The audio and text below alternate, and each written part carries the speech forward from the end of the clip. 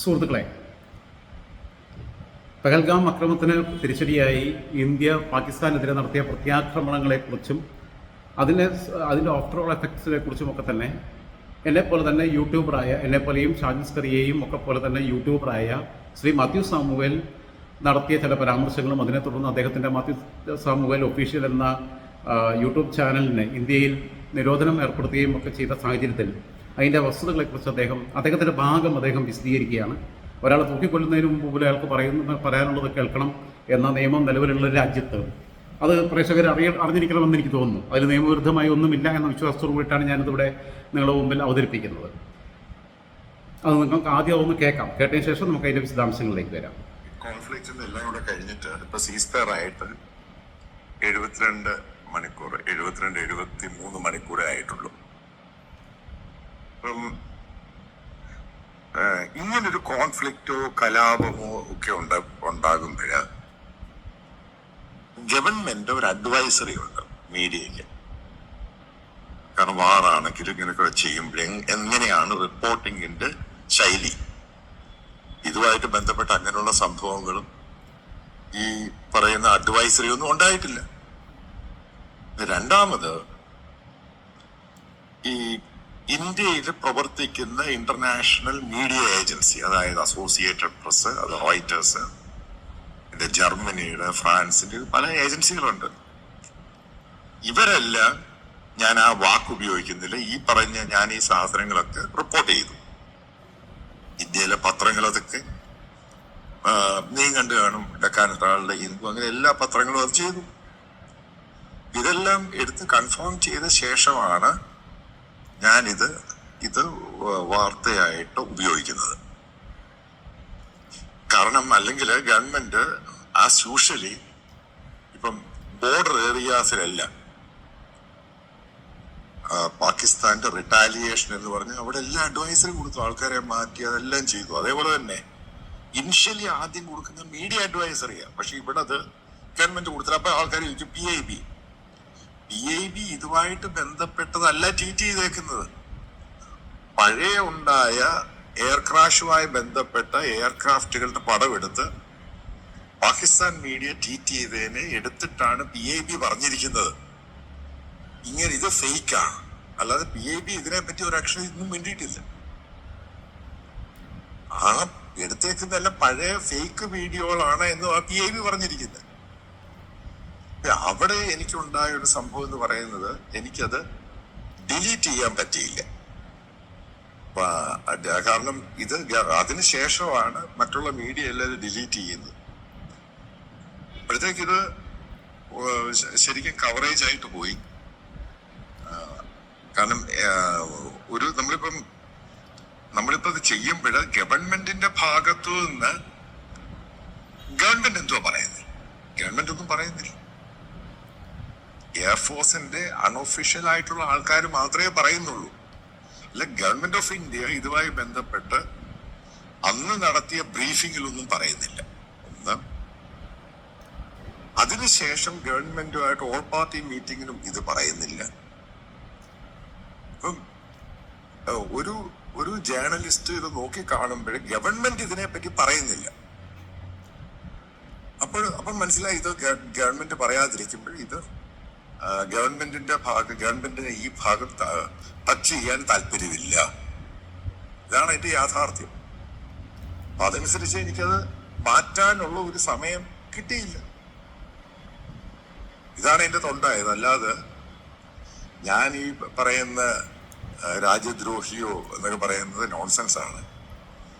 ഞാൻ ബേസിക്കലി രാജ്യസ്നേഹമുള്ളതിന്റെ പേരിൽ തന്നെയാണ് ചില സന്ദർഭങ്ങളിൽ പ്രധാനമന്ത്രിയെ കുറ്റം പറയും, ഇന്ത്യൻ മുഖ്യമന്ത്രിമാരെ പറ്റി, ഇന്ത്യൻ സിസ്റ്റത്തെ പറ്റി പറയും. അത് ബേസിക്കലി നമ്മുടെ തെറ്റുകളുണ്ടെങ്കിൽ അത് തിരുത്തി പോകാൻ വേണ്ടിയാ പറയാൻ.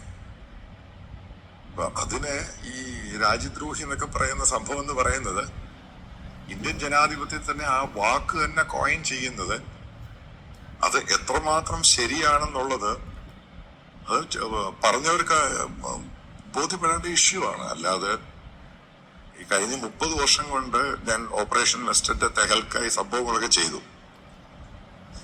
ആ സമയത്തൊക്കെ ഇന്ത്യൻ ഡിഫൻസിനെതിരെയും സംഭവങ്ങളപ്പം അവിടെ ഡിഫൻസിന്റെ കോർട്ട് മാർഷലിലൊക്കെ പോയിട്ട് അന്ന് വരെ പറയാത്തൊരു സംഭവം ഇങ്ങനൊരു രീതിയിൽ കേരളത്തിലെ സോഷ്യൽ മീഡിയയിലും അതേപോലെ യൂട്യൂബ് പ്ലാറ്റ്ഫോമിലും അങ്ങനെ പല ആൾക്കാരും പറയുമ്പോഴേ മനസ്സിലാക്കേണ്ട സംഭവമുണ്ട്. നേരത്തെയും എനിക്കെതിരെ ഇതേപോലെ പല കാര്യങ്ങളും വന്നിട്ടുണ്ട്. പക്ഷെ പിന്നീട് അതൊക്കെ പ്രൂവ് ചെയ്ത് സമയം അത് പ്രൂവ് ചെയ്ത് തെളിയിച്ചിട്ടുണ്ട് ഞാൻ ഈ പറഞ്ഞതൊക്കെ ശരിയാണ്. പക്ഷെ ഈ കാര്യത്തില് എനിക്ക് പറയാനുള്ളത്, അതായത് ഇന്ത്യക്ക് ഒരു കാരണവശാലും നാശം ഉണ്ടായി, എയർഫോഴ്സിന് എന്തെങ്കിലും സംഭവിച്ചു എന്ന് അത് ഉണ്ടാകാതിരിക്കട്ടെ എന്നുള്ളതാണ് എൻ്റെ ഏറ്റവും വലിയ വിശ്വാസം, എൻ്റെ പ്രാർത്ഥന. കാരണം അത് സഹിക്കാൻ പറ്റുന്നതിൽ കൂടുതലാണ്. കാരണം ഞാൻ ഈ വാർ ശരിക്കും നോക്കി, കോൺഫ്ലിക്റ്റും വാറും ഒക്കെ നോക്കി കാണുന്ന ഒരാളാണ്. കാരണം വാർ റിപ്പോർട്ടിങ് ചെയ്ത ഒരാളാണ്. അപ്പം അങ്ങനെ ഉണ്ടാകരുത്. പിന്നീട് ഞാൻ മറ്റൊരു സംഭവം പറഞ്ഞത്, നമ്മൾ എടുത്ത ചില തീരുമാനങ്ങള് ഈ ഒരു സമയത്തല്ല എടുക്കേണ്ടിയിരുന്നത്. കാരണം കൺവെൻഷനിലല്ല, വാർ മുഴുവനും മാറി, അൺകൺവെൻഷണൽ ഫോർമാറ്റിലോട്ട് വാർ മാറി. അപ്പൊ ആ വാർ അങ്ങനെ മാറിക്കഴിഞ്ഞു കഴിഞ്ഞപ്പോ നമുക്കിത് അത്രമാത്രം ഡിഫെൻഡ് ചെയ്യാൻ സാധിക്കും. അതും ഞാൻ പറഞ്ഞിരുന്നു. അതൊക്കെ നിങ്ങൾക്ക് അതിനുശേഷം സീസ് ഫയർ വന്ന ശേഷം നാഷണൽ മീഡിയയിൽ ബ്രഹ്മചല്ലാനി അദ്ദേഹം പറയുന്നുണ്ട്, അത് ഇന്ത്യ ടുഡേ വന്ന് ഇന്ന് രാവിലെ NDTV വന്ന് പുള്ളിയുടെ കമന്റുകളൊക്കെ കയറി വരുന്നത്. കാരണം അദ്ദേഹം പ്രധാനമന്ത്രി മോദിയുടെ മോദിയുടെ മന്ത്രിസഭയിൽ അതിന്റെ നാഷണൽ സെക്യൂരിറ്റി മെമ്പറായിരുന്നു, സീനിയർ ആയിട്ടുള്ള സ്ട്രാറ്റജിക് അഫയേഴ്സിന്റെ ബന്ധപ്പെട്ട ഒരാളാണ്. അദ്ദേഹം തന്നെ പറയുന്നുണ്ട്, മിസ്റ്റർ ശരിയായ സ്റ്റെപ്പ് അല്ല. പെട്ടെന്ന് അമേരിക്ക പറഞ്ഞപ്പോ വിഡ്രോ ചെയ്യേണ്ട ആവശ്യം എന്തുവാ? ഒന്നില്ലേ നമ്മൾ ഇറങ്ങി തിരിച്ചു, അതിനെ തീർക്കണമായിരുന്നു. ഞാൻ പറയുന്ന പോയിന്റ് മനസ്സിലായി കാണും. നമ്മൾ ഇറങ്ങി തിരിച്ചു കഴിഞ്ഞിട്ട് നമ്മൾ പറയുന്നു നമ്മൾ 12ഓ 14ഓ പാകിസ്ഥാന്റെ ബേസുകൾ അറ്റാക്ക് ചെയ്തു. നമ്മുടെ 25ഓളം എയർപോർട്ടുകൾ അടച്ചിട്ടേക്കും. അതായത് അംബാല, ചണ്ഡീഗഡ്, അതായത് ഞാൻ ഈ പറയുന്ന ബോർഡർ മാത്രമല്ല, ഇന്ത്യ പാകിസ്ഥാൻ ബോർഡർ 3000 കിലോമീറ്റർ ബോർഡറിന്റെ സിറ്റി, അവിടെ ഉള്ള ബിക്കനീർ, അവന്തിപ്പൂർ,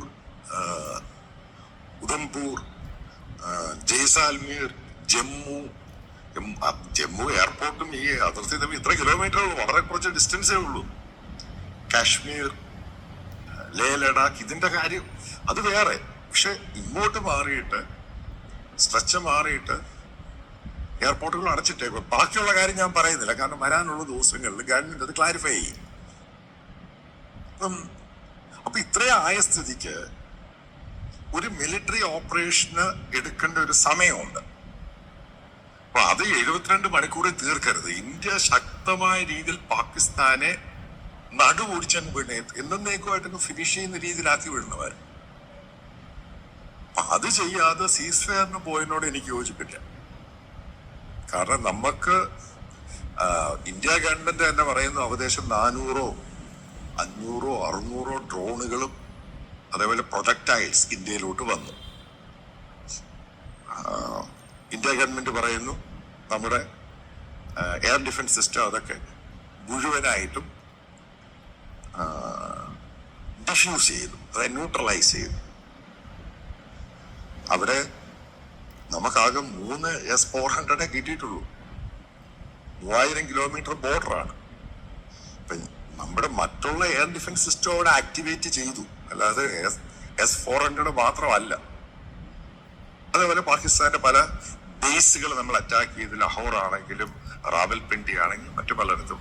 ദാറ്റ് ഈസ് ഫാബുലസ്, കാരണം നല്ല രീതിയിലുള്ള അറ്റാക്ക്. പക്ഷെ ഇതിനകത്ത് മിസ്റ്റപ്പെന്ന് ബ്രഹ്മചല്ലാനി പറയുന്ന ഒരു പോയിന്റിനകത്ത് എന്തുകൊണ്ടാണ് ഈ പറയുന്ന പെട്ടെന്ന് അമേരിക്ക പറഞ്ഞ് കയറി പിടിച്ചിട്ട് നമ്മൾ സീസ് ഫയറിനോട് പോയത്?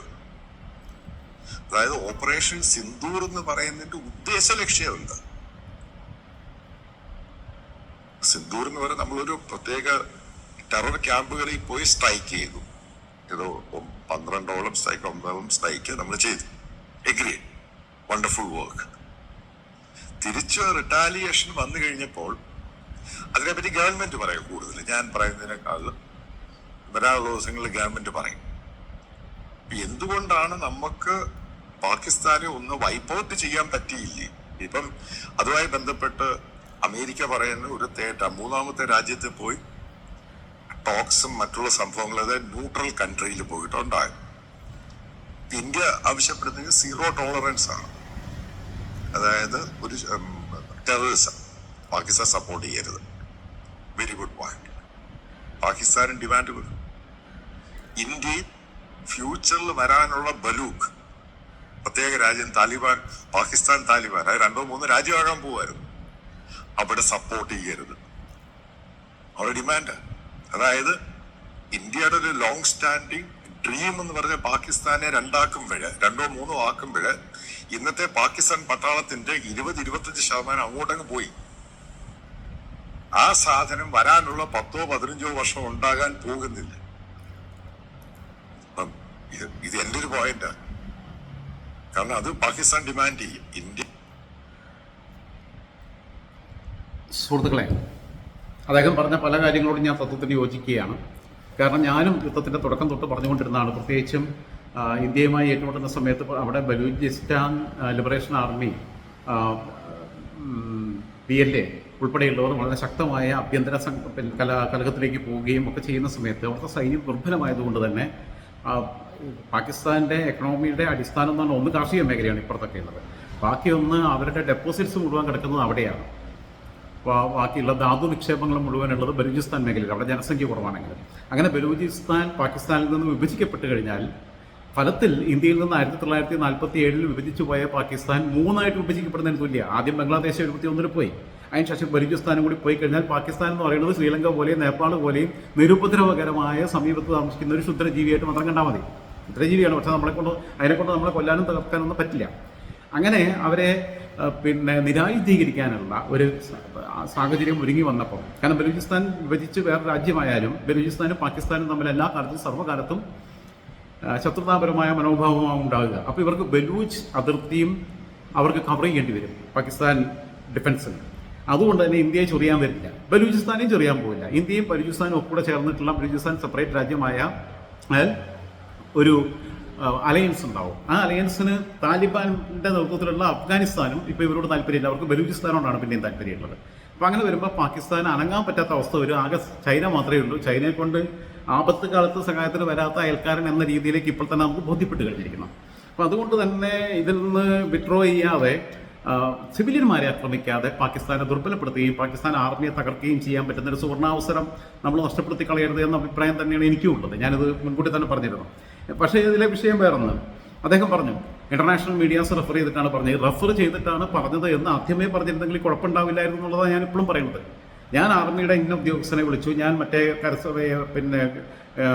എയർഫോഴ്സിലെ മാർഷലിനെ വിളിച്ചു, അതേപോലെ തന്നെ ഞാൻ നേവിയുടെ ഉദ്യോഗസ്ഥനെ വിളിച്ചു, ഞാൻ അവിടുത്തെ ലോക്കൽസുമായിട്ട് കൺഫേം ചെയ്തു എന്ന് ആവർത്തിച്ച് പറഞ്ഞു. എനിക്ക് ഡിലീറ്റ് ചെയ്യാൻ സമയം കിട്ടിയിട്ടില്ല എന്ന് പറയുന്നത് ശരിയല്ല. അദ്ദേഹം പരിപൂർണമായി തെറ്റ് അഡ്മിറ്റ് ചെയ്യുന്നില്ല, പക്ഷെ അദ്ദേഹത്തിൻ്റെ ബോഡി ലാംഗ്വേജ് കാണുമ്പോൾ എനിക്ക് വിഷമമുണ്ട്. എന്തൊക്കെ പറഞ്ഞാലും ഒരുമിച്ച് ഒരുപാട് ചായ കുടിക്കുകയും ഒരുമിച്ച് ഒരുപാട് സിഗരറ്റ് വലിക്കുകയും ഒരുമിച്ച് പെക്കടിക്കുകയും ഒരുമിച്ച് ഒരുപാട് സമയം ചെലവഴിക്കുകയും, കാരണം നാരദയിൽ ഞങ്ങൾ ഒരുമിച്ചുണ്ടാകുമ്പോൾ 10-25 പേരവിടെ ഉണ്ടെങ്കിലും ഏറ്റവും കൂടുതൽ 2 പേര് തമ്മിൽ സമയം ചെലവഴിക്കുന്നത് ഞാനും മാത്യസ്വാമുലും തമ്മിലാണ്. ഏറ്റവും കൂടുതൽ സമയം ഒരുമിച്ച് ചെലവഴിക്കുന്ന 2 പേരെന്ന് പറഞ്ഞാൽ ബാക്കിയുള്ളവരെല്ലാം അവരവരുടെ ജോലിയിലാണ്. ഞങ്ങൾക്കെന്ന് പറഞ്ഞാൽ ഞങ്ങൾ ഈ ക്യാമറയുടെ മുമ്പിൽ ഇരുന്നിട്ട് 1-2 ഡിബേറ്റ് ചെയ്യുന്നതേ ഉള്ളൂ, അല്ലെങ്കിൽ അന്ന സിംഗിൾ സ്റ്റോറി എടുക്കും, പുള്ളിയുടെ സിംഗിൾ സ്റ്റോറി എടുക്കുന്നതേ ഉള്ളൂ. ഞങ്ങളപ്പോൾ ബാക്കിയുള്ള സമയത്ത് ഞങ്ങൾ ഇത്തരം ഡിസ്കഷൻസും പൊതുകാര്യങ്ങൾ പറയലും ബാക്കിയുള്ള വിഷയങ്ങൾ ഉള്ള വിഷയങ്ങൾ പറയുകയും ഒക്കെ ചെയ്ത് തമാശകൾ പറയുകയൊക്കെ ചെയ്തിരിക്കുന്നതാണ്. അങ്ങനെ അത്തരം ചില നല്ല നിമിഷങ്ങൾ ഓർത്തിരിക്കുന്നുണ്ട്. അതിൻ്റെ ഭാഗമായിട്ട് ഞാൻ പറയാം, എനിക്ക് അദ്ദേഹത്തിൻ്റെ ഇപ്പോഴത്തെ ഒരു ശരീരഭാഷയ്ക്ക് അകത്ത് ദുർബലമായി കാണുമ്പോൾ എനിക്ക് വിഷമമുണ്ട് അതിനകത്ത്. അപ്പം ആരോ ആവട്ടെ, XOR ഹൂവർ ഇറ്റ് ഈസ്, ആരായിരുന്നാലും എനിക്കത് തോന്നും. എൻ്റെ ഒരു സ്വഭാവ പ്രകൃതി വെച്ചിട്ട് അങ്ങനെ തന്നെയാണ് എനിക്ക് തോന്നുന്നത്. അവർക്കൊക്കെ അറിയാം എല്ലാവർക്കും. ഇതിനകത്ത് അദ്ദേഹം പറഞ്ഞത് യുദ്ധം സമയത്ത് സാധാരണഗതിയിൽ ഗൈഡ് ലൈൻസ് സർക്കാർ ഇറക്കാറുള്ളത്, ഇറക്കിയിട്ടില്ല എന്നുള്ളതാണ്. ഗൈഡ് ലൈൻസ് ഇറക്കുന്നത് വാർത്താ റിപ്പോർട്ടിങ്ങുമായി ബന്ധപ്പെട്ടാണ് ഇറക്കാറുള്ളത്. പക്ഷേ ഇവിടെ ചെയ്തിട്ടുള്ള തെറ്റ് മറ്റുള്ളവരെ കോട്ട് ചെയ്ത് കൊടുക്കേണ്ടതിന് പകരം ഞാൻ കൺഫേം ചെയ്തു എന്ന് പറയുമ്പോൾ അത് ആധികാരികമായിട്ട് അവതരിപ്പിക്കുക ചെയ്ത്. അങ്ങനെയുണ്ട്, അങ്ങനെ പറയരുത്. അദ്ദേഹം അങ്ങനെ കൺഫേം ചെയ്തിട്ടില്ലല്ലോ. അദ്ദേഹം തന്നെ ഇപ്പോൾ പറയുന്നുണ്ടല്ലോ ബാക്കിയുള്ളവരെ എടുത്തിട്ട് റെഫർ ചെയ്താണെന്ന്. ഞാനും അങ്ങനെ തന്നെ ഡിപ്പെൻഡ് ചെയ്യാറില്ല. പിന്നെ നമ്മൾ സബ്ജക്ട് എക്സ്പേർട്സ് എന്നുള്ള രീതിയിൽ റിട്ടയർഡ് ആയിട്ടുള്ള ആർമിയിൽ നിന്നുള്ള ആൾക്കാർ, നേവിയിൽ നിന്നുള്ള ആൾക്കാർ, എയർഫോഴ്സിൽ നിന്നുള്ള ആൾക്കാരൊക്കെ നമ്മൾ പലരെയും കണ്ടെത്തി അവരുമായിട്ട് യുദ്ധത്തെക്കുറിച്ച് നമുക്കിതിനെക്കുറിച്ച് ഒരു ചുക്കും അറിയില്ല. ഇത് തേങ്ങയാണോ മാങ്ങയാണോ എന്ന് അറിയില്ല. നമ്മൾ ഇവിടെ ഇരുന്നിട്ടാണ് നമുക്ക് യുദ്ധ നിരൂപണം നടത്തിയിട്ട് എങ്ങനെ യുദ്ധം ചെയ്യണം എന്നുള്ളത് പഠിപ്പിച്ചു കൊടുക്കുന്നത്. അതിൻ്റെ പ്രശ്നമുണ്ട്.